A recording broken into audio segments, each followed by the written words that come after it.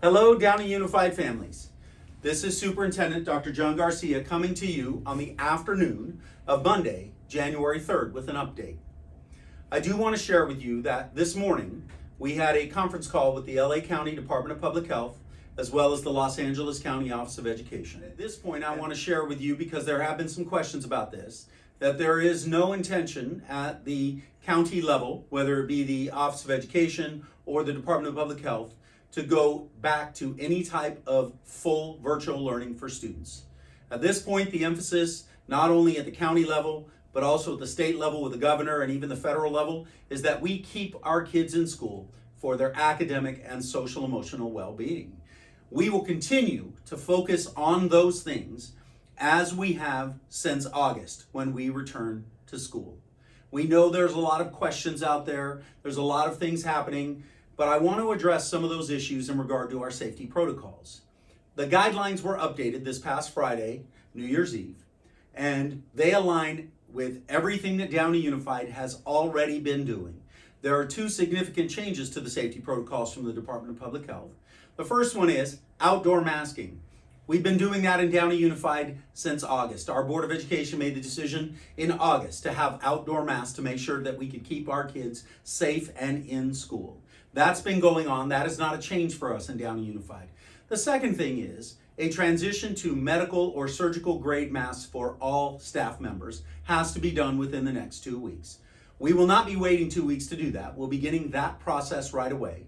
And I also want to encourage all of you to have your students upgrade their masks away from cloth masks to a medical or surgical grade mask. We're working on an informational sheet right now as to what constitutes a medical or surgical grade mask, so you have that information. But again, staff will be making that transition beginning immediately, and we ask and encourage all of our students and families to be doing that as well. Other questions have come up in regard to extracurricular activities, youth sports, those kind of things.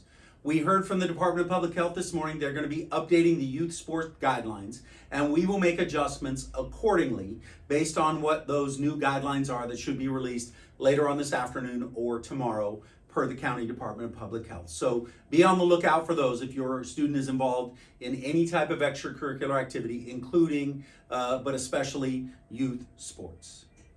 Now, some of you heard from the governor's announcement a couple of weeks ago, right before Christmas, that they were providing testing for all students in the state of California. And I want to share with you, as of the taping of this at 1:15 in the afternoon on Monday, January the 3rd, we do not yet have those tests from the state of California. We are hearing from the County Office of Education, who will be distributing those. We should be getting those at some point later on this week. We are projecting, and again, I want to say this is a projection, that we will get one for every student, which will be about 22,000 for us. That our plan for allocation will be based on how many tests we actually get. If we are able to get all of those this week, that would be one plan. If we are only able to do a partial delivery this week, then we may have to make some modifications. But again, that plan is subject to the allocation we get, and we will absolutely continue to communicate with you and update you as things go along. There's also another development today at the federal level as well.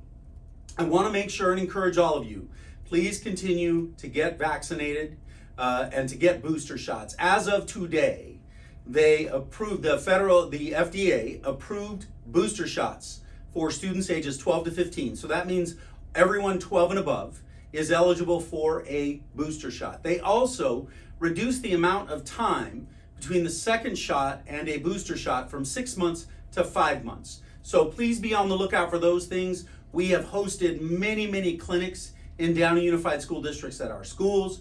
We will continue to do so moving forward.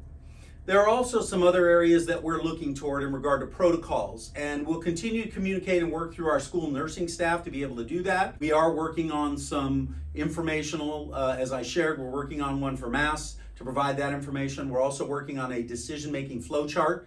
A lot of questions in regard to, what if my student was exposed? What do I do then? We're working on a decision tree flow chart that will be easy to follow for our families. but I wanted to make sure, I know there's a lot of questions out there, a lot of information that some of it accurate, some of it not accurate, and I wanted to make sure and provide an update as to where things are as of January 3rd at 1:20 p.m. That being said, I want to share that, we've been through some really challenging times together as a Downey Unified family for the past couple of years. I want to be very transparent and honest with you. This coming month of January, given what's happening now, the surge in relationship to the Omicron, we are going to face some challenging times together again in the coming weeks. And I want to ask all of you to remember, we are all in this together. We've been through challenging times before. We can continue to work together to address the challenging times moving forward. And that being said, please continue to give each other, to give ourselves grace, patience, flexibility, and remind everybody to continue supporting one another.